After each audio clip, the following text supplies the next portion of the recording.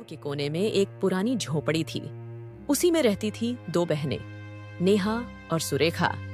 माँ बाप कुछ साल पहले आई महामारी में गुजर गए थे। उनके जाने के बाद दोनों बहनें खुद ही एक दूसरे के सहारे थे। एक दिन अपने ही धुन में झूलती हुई नेहा मंदिर से लौट रही थी। हाथ में पूजा की थाली थी और चेहरे पर वही पुरानी मासूम मुस्कान। अरे नेहा, तू अभी आ रही है? सूरज सर पर चढ़ाया और तू फूल चुहिया बनकर मंदिर में घूम रही है।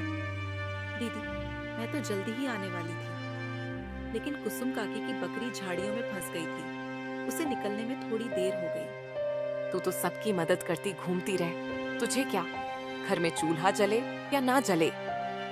दीदी, आप गुस्सा क्यों करती हो? माँ कहती थी, जो दूसरे के काम आए वही इंसान कहलाता है। माँ अब नहीं है नेहा, और उनकी कई बातों की इस दुनिया में कोई मूल्य नहीं है। अब कोई किसी के लिए कुछ नहीं करता है। नेहा चुप हो गई। संदूक से एक साड़ी निकलती हुई नेहा अपनी दीदी से बोली, दीदी, जब ये सारी माँ पहनती थी ना, तब हमें देखकर मुस्कुराती थी और तब कहती थी, तुम दोनों एक दूजे का सहारा बनना। नेहा की बात सुनते ही सुरेखा के चेहरे नम हो गई और उसकी आंखें पल भर को भीग गई। लेकिन सुरेखा अपनी भावनाओं को छुपाती हुई बोली, मैं तुझसे सख्त हूँ नेहा, क्योंकि मैं डरती हूँ। अगर तुझे भी एक दिन कुछ हो गया तो मैं अकेली कैसे जीऊंगी? इस दुनिया ने मुझसे सब कुछ छीन लिया है। मैं नहीं चाहती कि तू भी मेरी तरह कमजोर पड़ जाए, इसीलिए तुझे मजबूत बना रही हूँ। दीदी, आप कमजोर नहीं हो। आप मेरे हाथ थामे रखे तो दुनिया की आंधी भी मुझे हिला नहीं सकती। नेहा की बात सुन के सुरेखा की चेहरे पर उसके माता पिता के जाने के पहली बार उसकी चेहरे पर हल्की सी मुस्कान आई। उस समय गांव के पगडंडी पर 3 परछाई उनके झोपड़ी की तरफ बढ़ रही थी। श्यामलाल, सरिता और उसके बेटे हरेश, वह दोनों बहनों के सगे चाचा चाची। अरे सुरेखा, कैसी हो मेरी बच्ची? तू ठीक तो है ना? बड़ी मुश्किल से जिंदगी बिता रहे होगे ना, भैया और भाभी के जाने के बाद? हम ठीक हैं चाचा जी, अब जो है उसमें खुश हैं। खुश, और वो भी इस झोपड़ी में। सुरेखा बेटी, तुम अगर अपने हिस्से के जमीन को हमारे नाम दे देती तो हम तुम दोनों को हमारे यहाँ रहने को देते और तुम दोनों बहुत खुश रहते हमारे साथ। हाँ माँ, तुम सही कह रही हो। इनका घर भी पुराना हो चुका है और जमीन तो यूं ही पड़ी बर्बाद हो रही है। ये सब सुन के सुरेखा की आंखों में आग सी चमक उठी। हमें किसी की जरूरत नहीं है। वह जमीन माँ और बाबूजी की आखिरी निशानी है, उसे हम यूं ही नहीं छोड़ेंगे। अरे बेटी, तुम्हारी जो खेतों की जमीन है वो भी तो बंजर ही पड़ी है ना। और वैसे भी दुनिया तो समझदारी से चलती है ना, और औरतें कभी खेत नहीं जोतती। देख लेना, एक दिन रोती हुई आओगी हमारे पास।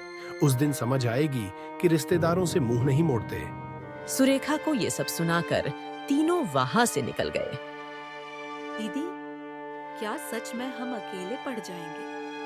वो लोग हमारी जमीन लेना चाहते हैं ना? हाँ नेहा, जब तक मैं जिंदा हूँ कोई हमारी जमीन को छू भी नहीं सकता। तुझे कुछ नहीं होने दूंगी। दीदी, माँ की साड़ी को मैंने संभाल कर फिर से संदूक में रख दी है। और हाँ दीदी, कल से गांव में भागवत कथा शुरू है, चलोगी ना? मन को शांति मिलेगी सुन के। लोग बातें बनाते हैं नेहा, लोग ताने मारते हैं और सोचते हैं हम लोग प्रसाद के लालच में जाते हैं। पर हम तो अच्छे हैं ना दीदी, हमने कभी किसी से मदद नहीं ली है। हमें डर कर नहीं, डटकर जीना चाहिए दीदी। नहीं, हम नहीं जाएंगे। भगवान सब में है। तुम भगवान को यहीं से पूजना और मंदिर भी जाना, लेकिन वहां जाने की जरूरत नहीं। यही सब बात करते करते दोनों बहनें जैसे तैसे रात का खाना खाकर सोने जाते हैं। अगली सुबह दोनों बहनें अपने जमीन को देखने जाते हैं, जिसमें दोनों बहनें थोड़ी सी मेहनत करके सब्जियां उगाई थीं। दीदी, अच्छा हुआ कि माँ बाबूजी के जाने के बाद ये जमीन हमने बेचा नहीं। अभी देखो, हमने मेहनत करके कितनी सारी सब्जियां उगाई हैं। अब हम किसी व्यापारी को ये सब्जियां बेच के थोड़े पैसे कमा सकते हैं। हाँ, तू ठीक बोल रही है। इसे बेचकर कुछ दिन का गुजारा हो जाएगा, लेकिन क्या दीदी? इसे बेच के हम कुछ दिन का गुजारा कर पाएंगे, उसके बाद क्या? अरे आप मायूस मत हो दीदी, मुझे सिलाई बुनाई का काम आता है। मैं वो करके घर खर्चे निकाल लूंगी, आप बस घर संभालना। कोई जरूरत नहीं तुझे ये सब करने की। तू क्या मुझे बेकार समझती है? तू घर पर ही रहना। मैं लोगों के घर काम करने जाऊंगी और मुझे बांस के शियंदे बनाना भी आती है, जो बाबूजी ने सिखाया था। ये करके मैं घर का गुजारा निकाल लूंगी। ये सब बात करके दोनों कुछ समय अपने खेत में व्यतीत करने के बाद घर आते हैं और अपने अपने काम में लग जाते हैं।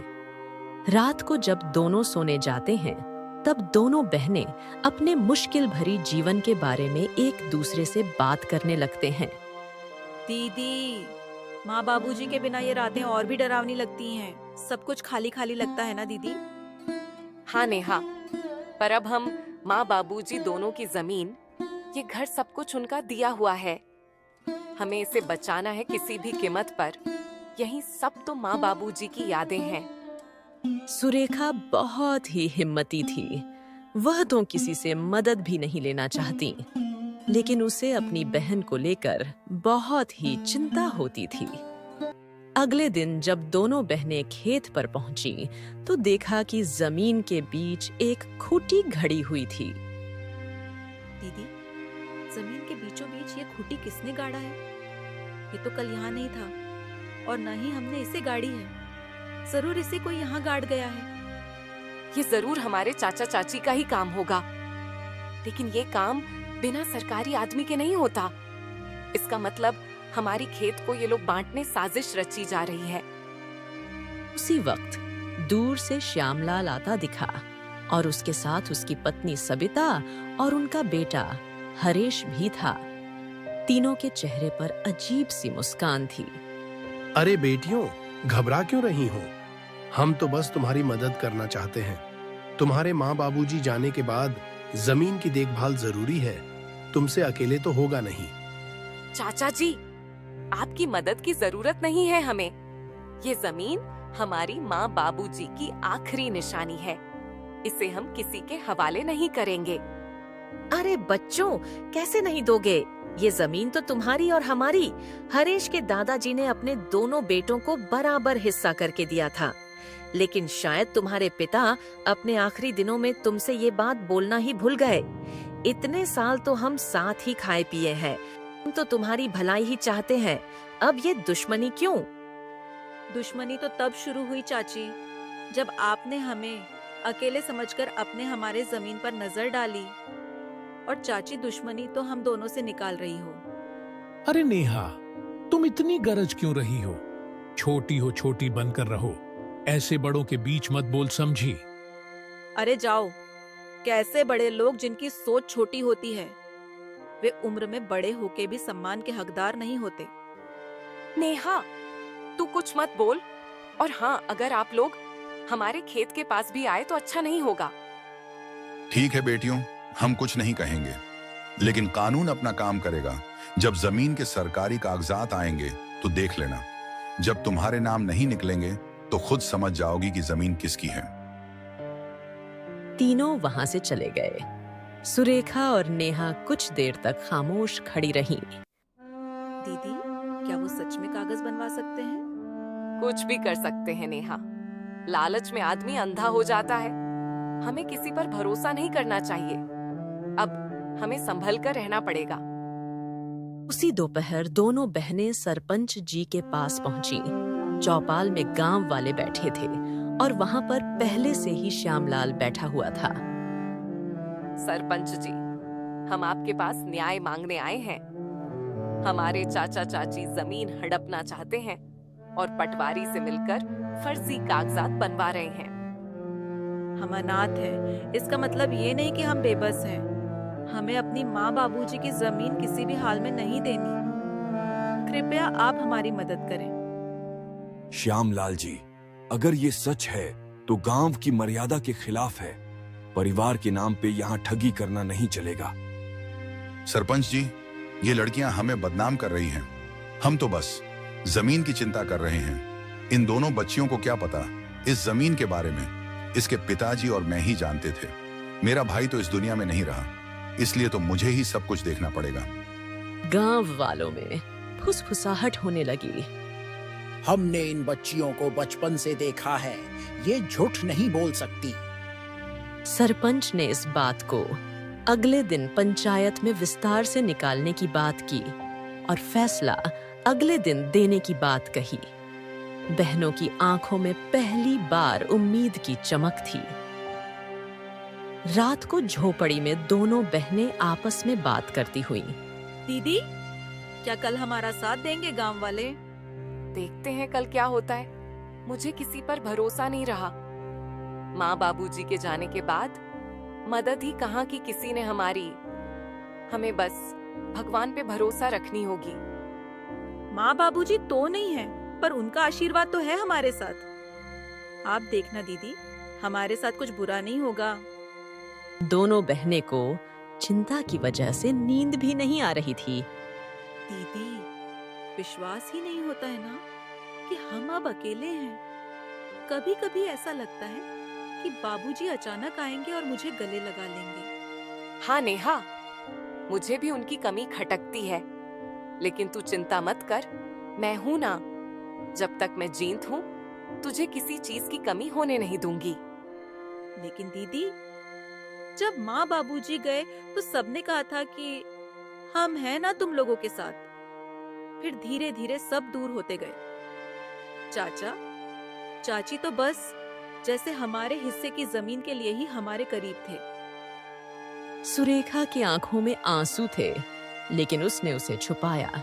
उसे अपने बहन के सामने कमजोर नहीं पड़ना था। दुनिया बहुत चालाक है नेहा। रिश्ते अब खून से नहीं, धन दौलत से बनते हैं। लेकिन हम भी अब चुप नहीं रहेंगे। अगर हमें अपने अधिकार के लिए लड़ना पड़े तो लड़ेंगे। सुबह होते ही तो वो नेहा को लेकर सीधा सरपंच जी के वहां पहुंची। सरपंच जी, हमें आपसे इंसाफ चाहिए था। मेरे माँ बाबूजी के जमीन पर मेरे चाचा जबरदस्त का दावा कर रहे हैं और आप लोग उनका साथ दे रहे हैं। मुझे आपसे ये उम्मीद नहीं थी। हम कोई अबला नहीं है। हम ऐसे कैसे चुप नहीं रहेंगे सरपंच जी? ऐसे कैसे कोई भी आके हमारी जमीन हड़प लेगा? थोड़े समय बाद श्यामलाल, सबिता और हरेश भी वहां पहुंच गए और वहां पर नाटक करने लगे। सरपंच जी, हम तो बस इनकी भलाई चाहते हैं। भाई के मौत के बाद हमने ही इन्हें पाला है, आप तो ये अच्छे से जानते हैं। अब जब ये लड़कियां बड़ी हो गईं, तो हमें बदनाम कर रही हैं।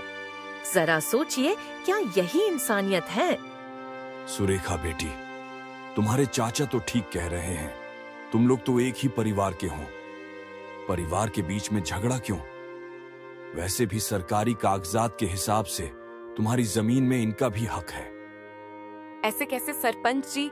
ये लोग हमारे मजबूरी को देखकर हमारा फायदा उठाने आए हैं। ये कोई परिवार नहीं है। ये बस जमीन के लालच में परिवार होने का दिखावा कर रहे हैं। ये सब बात चल ही रही थी कि पटवारी भी वहां आ जाता है। रामलाल की जमीन कानूनी तौर पर सिर्फ उनकी नहीं है, इसमें उनका भाई श्यामलाल का भी हिस्सा है। ऐसे कैसे? तुम लोग तो बस कागजात के बारे में बोल रहे हो, लेकिन क्या सबूत है कि हमारे जमीन का चाचा जी भी हिस्सा हैं? सुरेखा बिटिया, बात तू सही कह रही है। तुम लोग कुछ पुख्ता सबूत भी पेश करो, तब जाके मैं पंचायत बुला के सही फैसला ले पाऊंगा। सरपंच के मुंह से ये सुनने के बाद श्यामलाल, सबिता और हरेश थोड़ा हताश जैसे नजर आए और वे लोग वहां से निकल गए। अरे पटवारी, तुम किसका इंतजार कर रहे हो? तुमको नहीं जाना उनके पीछे पीछे? कितने पैसे खिलाए थे मेरे चाचा ने? सुरेखा के ताने सुनकर पटवारी शर्म से वहां से निकल जाता है। बिटिया, मुझे गलत मत समझो। मेरे आंखों के सामने जो आया, मैंने उसे ही सच मान लिया। इस बार मैं अच्छे से जांच पड़ताल करके नतीजे में पहुंचूंगा। आगे से मैं श्यामलाल की बातों में नहीं आऊंगा। वे लोग तुम दोनों की मजबूरी का फायदा उठाना चाहते हैं, तो मैं तुम लोगों को न्याय और उन लोगों को कड़ी सजा दूंगा। सरपंच के मुंह से ये सुन के दोनों ने थोड़े राहत की सांस ली। रात होते ही फिर से दोनों बहनें बैठ के बात करने लगते हैं। दीदी, आपको क्या लगता है कि हमारी जमीन हमारे पास रहेंगी या फिर हमारे कपट्टी चाचा चाची को मिलेगी? हाँ नेहा, मैं भी वही सोच रही हूँ। उन लोगों का कोई भरोसा नहीं। वे लोग इतने लालची हैं कि हमारे साथ कुछ भी सकते हैं। माँ बाबूजी के जाने के बाद उन लोगों ने अपना असली रंग दिखाना शुरू कर दिया है। यहीं सब चिंता में दोनों बहनों ने मुश्किल से अपनी रात काटी। अगली सुबह गांव की हवाओं में हल्की शरशराहट थी। आसमान में बादल थे, पर बारिश का कोई नामो निशान नहीं था। लेकिन सुरेखा और नेहा के मन में बहुत कुछ उमड़ रहा था, जैसे भीतर कोई तूफान उठ रहा हो। घर का आंगन सुना था और दोनों बहनें के चेहरे पर चिंता की लकीरें साफ झलक रही थीं। दीदी, आज खेत चलें क्या? वो जो पिछली बार की सब्जियां बची थी, कहीं किसी जानवर ने नुकसान तो नहीं कर दिया होगा? कभी कभी किसी की गाय बकरी आ जाती है और पूरा नुकसान कर देते हैं। हाँ नेहा, चलो। खेत को देखने से मन भी हल्का हो जाता है और बाकी सब्जियां भी बेचने के लायक हो गई कि नहीं, साथ में देख लेंगे। लेकिन मुझे एक बात को लेके चिंता है। गाय बकरी का तो पता नहीं, बस कोई इंसान ना हमारे खेत को नुकसान ना पहुंचाए। वैसे ही हमारे अपने ही हमारे जमीन पर बुरी नजर डाले हुए हैं। दोनों बहनें खेत की ओर चल पड़ी। जैसे ही दोनों खेत के पास पहुंची, नेहा ने दूर से किसी की परछाई देखी। दीदी, वो देखो, वो हरेश ही है ना? हरेश उनके सामने खड़ा हो गया, आंखों में गुस्सा और चेहरे पर घमंड। वो वहीं दोनों बहनों का रास्ता रोककर बात करने लगा। बहुत घमंड आ गया है तुम दोनों में। पहले जब हम साथ में रहते थे, तब तुम दोनों बहुत मासूम बनने का नाटक कर रहे थे और तो और जुबान भी नहीं खोलते थे। लेकिन अब जैसे गांव की मालकिन बन गई हो। हरेश भैया, हमने किसी से कुछ छीना नहीं है, बस जो हमारा हक था वही लिया है। हम आज भी किसी से बैर नहीं रखते और न ही पहले किसी से मेहरबानी लिए थे। तुम लोगों को लगता है कि इतनी आसानी से सब कुछ ले लोगी। ये सब मेरे बाबा की जमीन है। पहले तो प्यार से हमारे साथ रहने को बोल रहे थे, लेकिन अब देखना, एक एक चीज छीन लूंगा तुमसे। तुम दोनों को ऐसा सबक सिखाऊंगा कि जिंदगी भर याद रहेगा। दीदी, इसने फिर धमकी दी है। आप कुछ बोलो ना, ऐसे कैसे हमसे सब कुछ छीन लेगा? बहुत हो गया नेहा, इसकी कोई जरूरत नहीं इसके साथ झगड़ा करने की। मैं भी देखती हूँ कौन हमसे क्या छीन लेता है। और हाँ हरेश, तुम यहाँ से चले जाओ, नहीं तो हम पंचायत जाके बोल देंगे कि तुम हमें अकेले देख धमकी दे रहे हो। हाँ हाँ, जा रहा हूँ। लेकिन हाँ सुरेखा, तुम बहुत ज्यादा ऊपर उड़ रही हो। संभाल के रहना, कब नीचे गिरेगी पता ही नहीं लगेगा।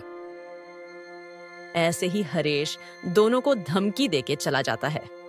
हरेश की धमकी भरी बातें सुन के दोनों बहनें थोड़ी मायूस हो जाती हैं। सुरेखा, जो अपनी बहन के सामने हिम्मत से खड़ी हुई थी, उसके मन में भी डर था। वो मन ही मन हरेश की बातों को लेकर बहुत चिंतित थी।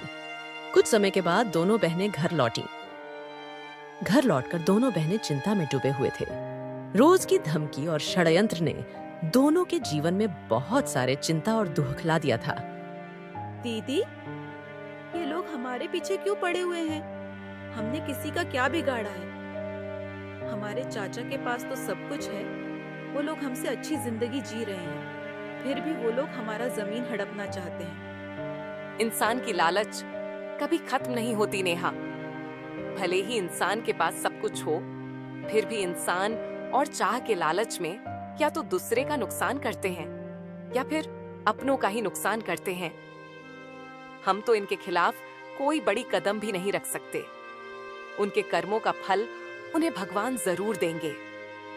ऐसे ही कुछ दिन बीत जाते हैं। एक दिन अचानक श्यामलाल के मिल में किसी कारण आग लग जाती है। जब दोनों बाप बेटों को खबर मिली तो वे दौड़ते हुए वहां पहुंचे। मिल के बाहर लोगों की भीड़ जमी हुई थी, लेकिन गांव वालों ने पहले से ही आग बुझा दिया था। श्यामलाल और उसके बेटे को देखकर गांव वाले कानाफूसी करने लगे। ये आग ऐसे ही नहीं लगी, ये तो श्यामलाल के बुरे कर्मों का नतीजा है। उन्होंने उन दोनों बिन माँ बाप के बच्चियों को बहुत परेशानियां किया था। अब देखो क्या हुआ इनके साथ। हाँ भाई, बिल्कुल सही कह रहे हो। मैं भी यही सोच रहा था। भगवान बुरे कर्मों की सजा इंसानों को जरूर देता है। भगवान के घर देर है लेकिन अंधेरा नहीं। गांव वालों के बात सुन के दोनों बाप बेटे गंभीर चिंता में चले गए। सुरेखा और नेहा के प्रति उनका जो व्यवहार था वो सोच के श्यामलाल को बुरा लगने लगा। तभी दूसरे गांव का जमींदार आया, जिसके साथ मिलकर श्यामलाल चावल का व्यापार करता था। अरे श्यामलाल, मिल में तो आग लग गई, मेरे पैसे तो सारे डूब गए। तेरे भरोसे मैंने तेरे जमीन में मिल खुलवाकर व्यापार किया था। अब तो मेरे नुकसान का भरपाई तुझे ही करना होगा। सेठ जी, पता नहीं ये हादसा कैसे और क्यों हुआ, लेकिन आप निश्चित रहे, मैं कुछ ना कुछ करूंगा। आप मुझे थोड़े मोहलत दे दो बस। कैसी मोहलत? तेरे साथ व्यापार किया, वहीं तेरे लिए बहुत मदद हो गई। अब मैं तेरे लिए कुछ नहीं करूंगा। मुझे मेरे पैसे वापस कर और उसके बाद तू अपने रास्ते और मैं अपने रास्ते। सेठ जी, आप ऐसा मत कीजिए। इस मुसीबत की घड़ी में आप मुंह मत फेरिए। मैं कुछ भी नहीं जानता, मुझे बस मेरे पैसे चाहिए। बहुत मदद कर चुका तुम लोगों की। तुम जैसे लोगों के साथ मैंने व्यापार किया, वही बहुत बड़ी बात है तुम लोगों के लिए। कुछ भी करना पड़े करो, लेकिन मुझे मेरे पैसे दे दो। ठीक है, फिर आप मेरे जमीन को ले लीजिए। इस जमीन से तो थोड़े से कर्ज चुकता हो जाएगा ना।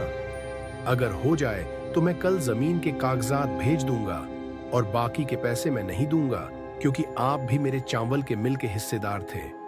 आपने इसे ज्यादा मुनाफा कमाया है, अब इसका पूरा नुकसान मैं अकेला क्यों झेलूं? ऐसा है क्या? ठीक है, तू मुझे से दुश्मनी मोड़ ले रहा है, देख लूंगा तुझे।